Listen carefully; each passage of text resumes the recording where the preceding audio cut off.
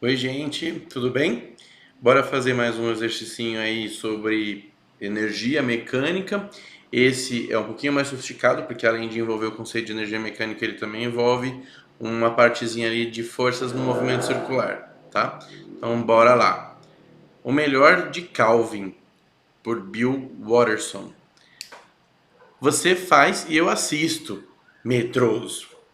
Na tirinha, o garoto Calvin e seu tigre Haroldo planejam descer o morro de Trenó pela neve, passando por um loop construído por eles. Considere que o loop seja perfeitamente circular, com raio R, que a aceleração da gravidade no local tenha módulo G e que o atrito entre o trenó e a neve seja desprezível.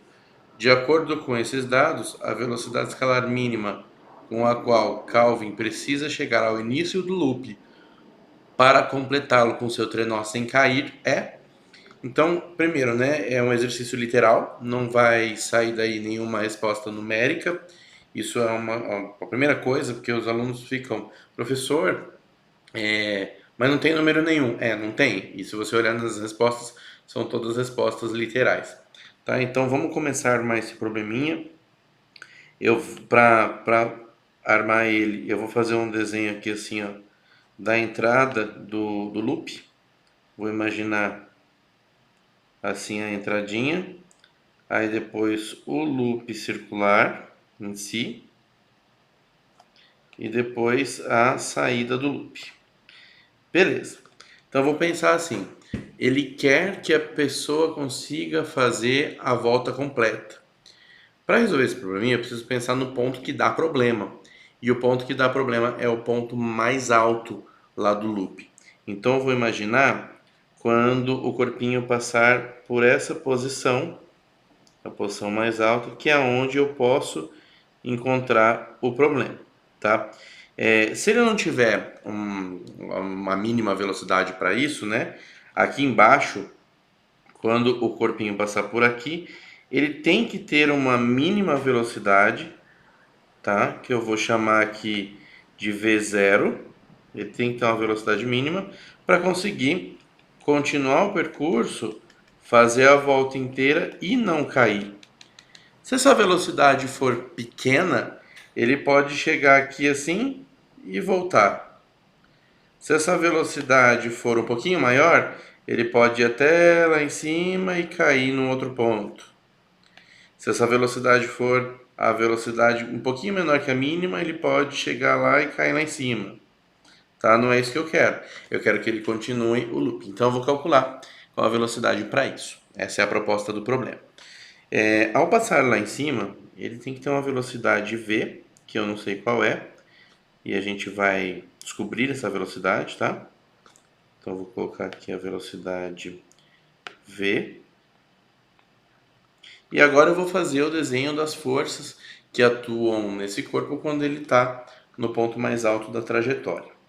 Né? Lembrar o seguinte: independente de qualquer coisa, do exercício que a gente esteja resolvendo, sempre tem a força peso vertical para baixo, que é a ação do planeta sobre o corpo, né, atraindo o corpo lá para o centro, força peso. E existe também a força de contato com a superfície, que é a força normal. A força normal, numa situação dessa de movimento circular, eu tenho que lembrar que a força normal sempre está na direção do raio, porque a força normal tem que ser perpendicular à superfície.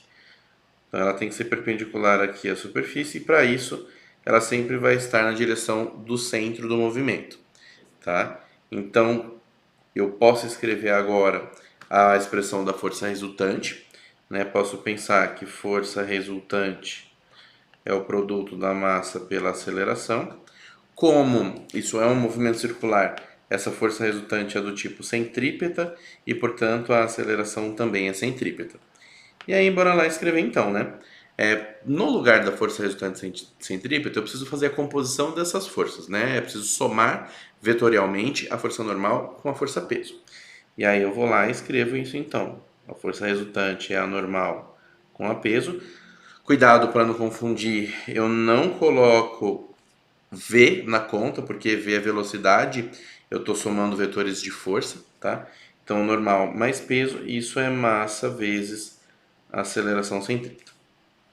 Na situação de perda de contato, né, eu preciso fazer uma consideração aqui no meu exercício. Por quê? Eu vou calcular a velocidade para a qual ele está na iminência de cair. E aí, matematicamente, iminência de cair significa quase perdendo contato. O que representa contato para nós é a força normal. E se eu quero perder o contato, eu vou dizer então para minha equação que a normal tende a zero. E aí esse símbolozinho matemático, essa setinha, tá? Então a normal está tendendo para zero. Isso na prática significa que eu vou chegar aqui na minha expressão da normal e vou zerar ela. O que sobrou para mim foi que o peso é igual a massa vezes a aceleração centrípeta. Agora eu vou fazer a conta. Para fazer a conta eu tiro a minha setinha de vetor. Peso é m vezes g, massa vezes aceleração da gravidade. A aceleração centrípeta é v quadrado dividido por r, sendo que r é de fato o raio desse círculo, né, da trajetória. E ok, aqui a massa é diferente de zero, né? Isso significa que eu posso simplificar aqui sem ter nenhum tipo de preocupação matemática. E aí vou continuar aqui no cantinho. O que sobrou, perdão, né? Sobrou que g é igual a v ao quadrado dividido por r. E eu vou isolar dessa expressão a velocidade ao quadrado. E daqui a pouco você vai entender por quê. Tá? Então, dessa expressão o que me sobra é que v quadrado é igual a r vezes g. Então, eu guardo por enquanto essa expressão. E agora eu vou fazer a análise de energia nesse problema. Para fazer análise de energia, eu costumo sempre falar assim, ó, chama aqui no começo de ponto A e aqui no ponto que eu estou interessado de ponto B. E eu vou escrever a expressão da energia mecânica para cada um desses pontos, né? A energia mecânica lá do ponto A, ela tem que ser igual à energia mecânica no ponto B.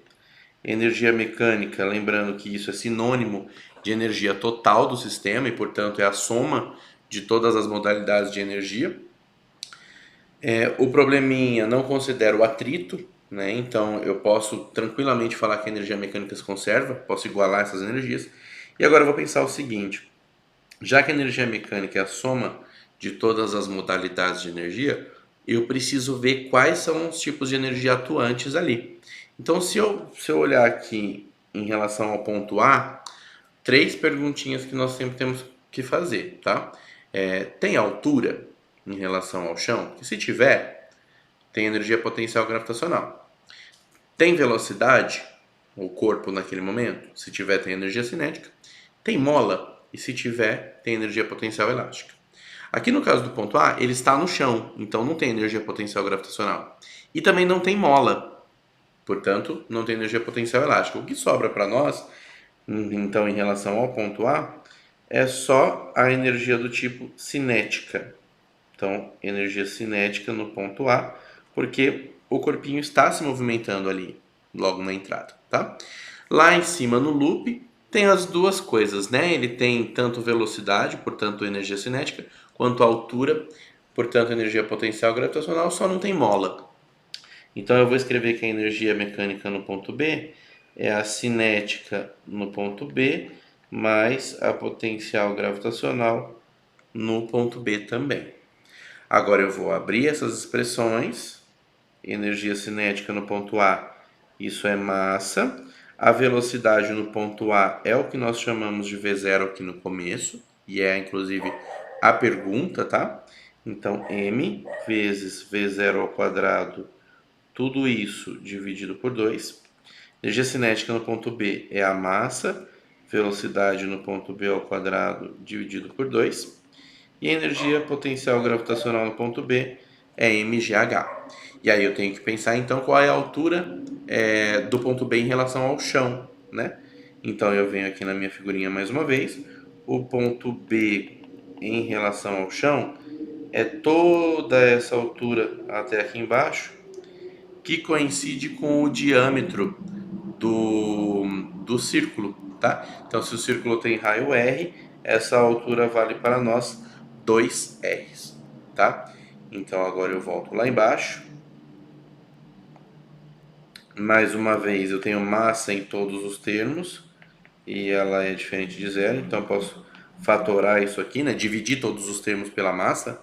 Matematicamente isso é o mais correto. E aí me sobra que, vamos lá, velocidade inicial ao quadrado dividido por 2 igual velocidade lá no ponto mais alto ao quadrado sobre 2 mais g vezes h, que é 2r. Então, agora que eu vou usar a expressão que eu obtive aqui em cima para a velocidade ao quadrado. Então, nesse momento, eu vou usar o fato de que v quadrado é igual a g vezes r e vou substituir aqui embaixo onde aparece v quadrado. Então, v0 ao quadrado sobre 2, isso é igual a g vezes r, então eu estou trocando esse v quadrado pela expressão dele que a gente obteve lá no cálculo da força centrípeta, aí dividido por 2, mais 2g vezes r. Agora eu preciso isolar esse v0 para poder fazer a minha continha, né? Então eu vou multiplicar todos os termos da equação por 2 para sumir com esses denominadores, tá? Então uma vez que eu multiplico por 2 todo mundo, fica 2 vezes v0 ao quadrado sobre 2 igual 2 vezes gr sobre 2 mais 2 vezes 2gr. Então, se eu multiplico por um fator, eu tenho que multiplicar todos os termos para que seja mantida a igualdade, né? E aí aqui é útil que eu faça desse jeito, porque agora eu posso simplificar o 2 aqui, o 2 aqui, e eu fico sem esses denominadores, porque só uma fraçãozinha é chatinho, né? Então a gente deu um jeito de sumir com as frações. Claro que no passo anterior, se você quisesse fazer a conta pelo MMC e somando as frações do jeito tradicional, tá tudo certo também. Foi uma escolha minha, tá?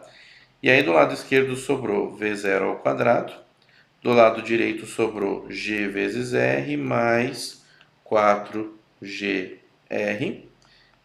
Isso aqui então equivale a dizer que v quadrado é igual a 5gr. E agora tiramos a raiz quadrada. E aí eu fico com v0 igual a raiz quadrada de 5g vezes r.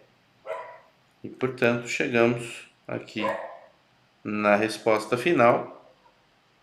E isso equivale à alternativa E do meu probleminha. Beleza?